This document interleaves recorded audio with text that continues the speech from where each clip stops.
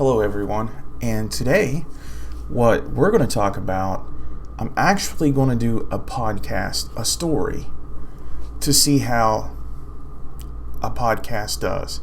I'm totally new, brand new at doing a podcast, so I'm going to see if anybody's interested in this. So, what is today's subject going to be on the podcast? I'm going to call the name and the title of this podcast Knock Knock. And what this is going to be about is my friends named Fred and Gwynn. I'm just going to make up a name to protect the identities of people here in this story. Okay. Fred and Gwynn are really good people. They love to help people out. If somebody has a flat tire, Fred would help you change that flat tire. He'd give you a couple of bucks to get something to eat if you were hungry. You know, he's just a swell guy. He's that type of person. And Gwynn, you know, she would babysit for you if you had a family reunion you had to go to, or just something that you needed to do. These are genuine good people. So, these hardworking, good people, good-hearted people, they get a knock at their door one day. And they open the door, and who is it? Well, you see, Fred has a brother named George. And George and his girlfriend come over and they say to Fred, "Hey, me and my girlfriend are having a really rough time. Times are really rough.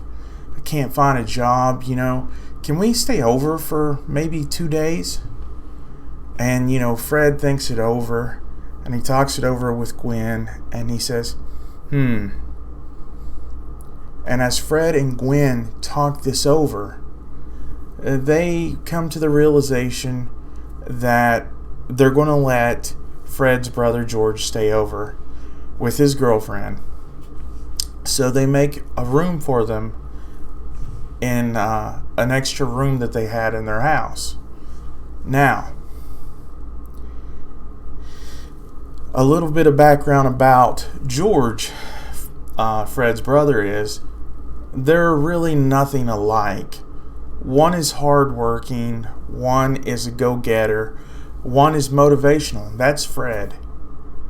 And the other one, George, he always lived off of their mom, always got money off of their mom at all times. He never really tried in life. He was always mean to their mom. He had no respect hardly for anyone. But down deep in Fred's heart, he still loved his brother. So he gave his brother a place to stay, temporarily, for a couple of days. So, you know, the first day goes well. George is actually taking out the trash, and Fred thought, wow, you know, George has never done anything like that before. Something as simple as taking out the trash. Maybe he's changed. Maybe he's going to help. And the second day goes by, and everything's great. And then, you know, since George is doing so well, he decides to let George stay a little longer. Well, then a week goes by, and then he starts seeing George change a little bit. George starts staying up late with his girlfriend. They keep the TV in their room turned up really loud, and their kids can't sleep, which means it's hard for them to get up and go to school the next morning. So Fred talks to George about this, And George said, "Oh, it's just a big misunderstanding, and everything. They'll work everything out. It won't happen again." And then all of a sudden, the next night, George and his girlfriend don't even come in until about 3 o'clock in the morning. And Fred says this can't happen again. And then the next day, when George and his girlfriend goes off to the store, Fred opens up the room that George and his girlfriend are staying, and what does he find over by the bed but a whiskey bottle? And Fred didn't want no alcohol in his house, and he also saw an ashtray. He didn't allow any smoking in the house. And he even saw what he thought might have been drugs in that ashtray. And Fred was furious. And him and his wife, Gwynn, said they have to go. Our family's first. Our kids are first. We tried to help George. He's going to have to go. So, just as soon as George and his girlfriend come back and walk in the door, Fred sits down and Gwynn sits down and talks to George and said, "You guys are going to have to leave. You have no respect. You broke all the rules in our house and you have to go." And then all of a sudden, George starts cussing at Fred. Said, "Hey, I don't have to go. I know my rights. I can do whatever I want. I live here.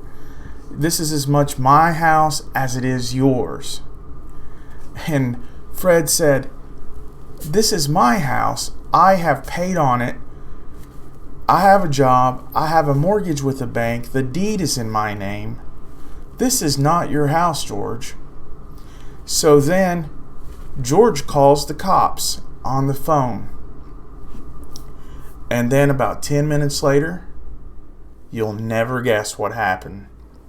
The cops arrive, and the cops basically tell Fred that since George has entered the property for longer than 72 hours, it is now in the state of, let's say, Kentucky, it is now a law that he is a resident there at Fred's house. Like he's renting the house, even though he has not paid any money for food. He has not supplied anything toward the house.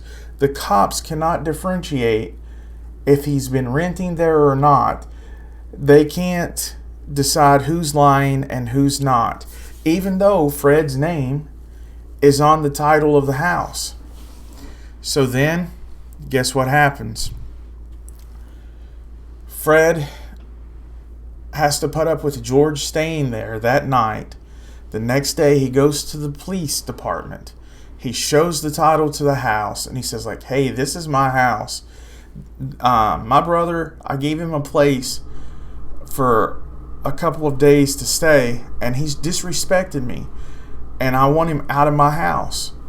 Well, there is a thing now called, and this is the moral of the story, squatter laws. And it doesn't matter if it's your family or a stranger. Once you have let someone come into your house for a certain period of time, and it's a different period of time in different states, so you need to check into this in your local state. They are then legally a resident there. It doesn't matter if you own your house or if you're renting it from a landlord. If you let somebody come in your house and stay there for a certain amount of time, then they have to be evicted. If it's your own house, you'll have to go and file an eviction. And in this story, Fred had to file an eviction notice to get George out of his house. They in turn gave George 30 days to evacuate the house. And you can kind of guess, did George behave during those 30 days?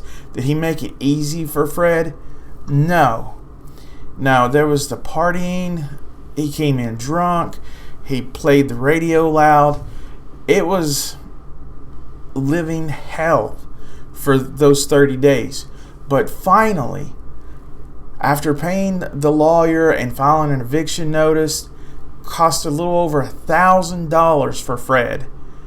And the judge ordered that eviction notice to George, and he was out in 30 days.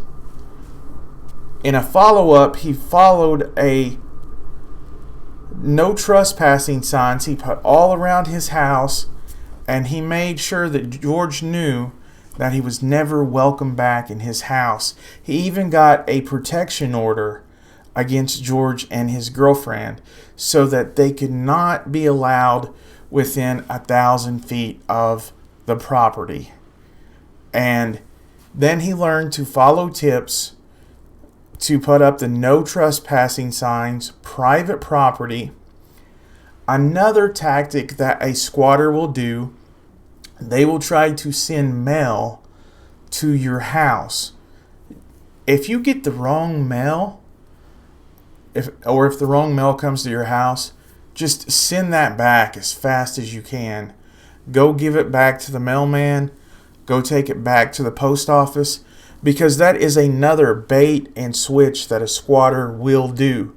Sometimes they will send a piece of mail with their name, with your address, because they're intending to try to let them stay or come inside that property.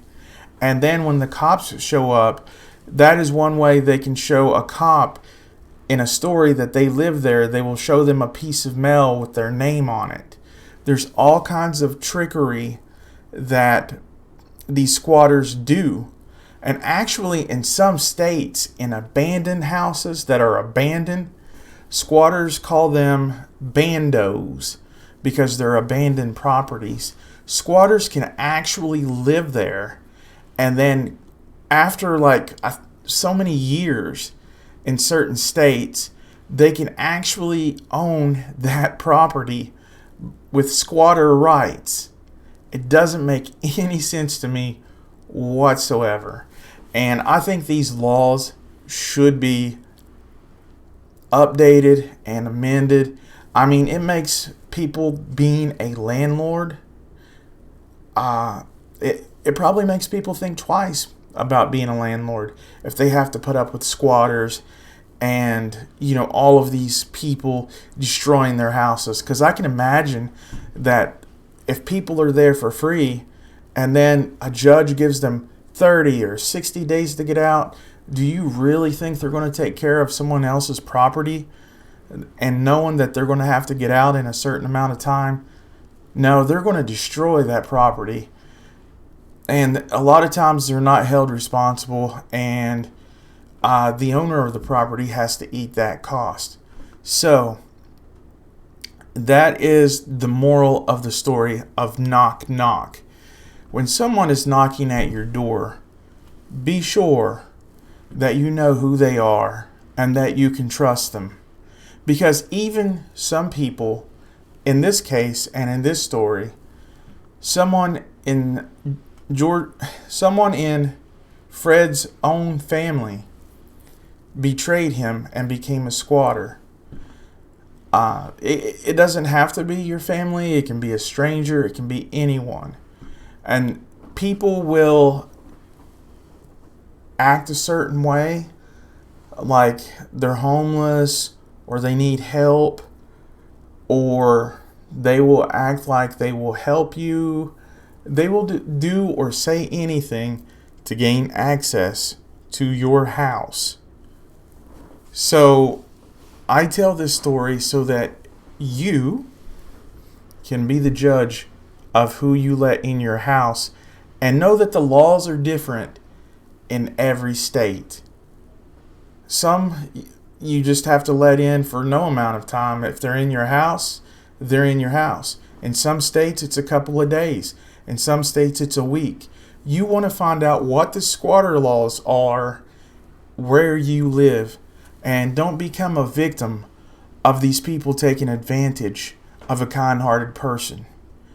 You don't want to do it. And yes, this story was a real story. I just changed the names to protect the guilty and the innocent. So please, tell me what you think about this subject of squatters. And tell me, do you think, here's what I think. I'll tell you what I think, and then you tell me what you think in the comment section. I think if someone comes into your house and they start acting up, you ought to be able to make them leave immediately. I mean, if you pay taxes on your house, you're paying a mortgage on your house, and you are always doing maintenance on your house. That's your house. You should be able to say who comes and who goes. But in this day and age, it's just not true. I mean, it sounds like a fairy tale. But if you don't believe me, just Google it up, and you'll see that I'm telling you the truth. So be careful, my friends, on who you let in your house. Also, check on your loved ones who might fall for a trick like this and warn them. Together, we will know better. Knowledge is power. And together, we can make a difference. Thank you, and goody out.